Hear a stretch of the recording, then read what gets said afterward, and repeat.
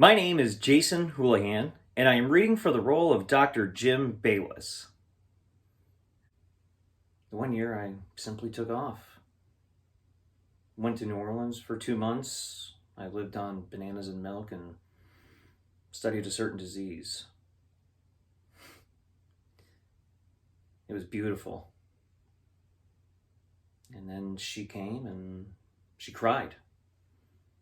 And I went back home with her. And now I live in the usual darkness. I can't find myself, even if it's hard sometimes to remember the kind of man I wanted to be. I'm a good husband. Chris is a good son. He'll come back.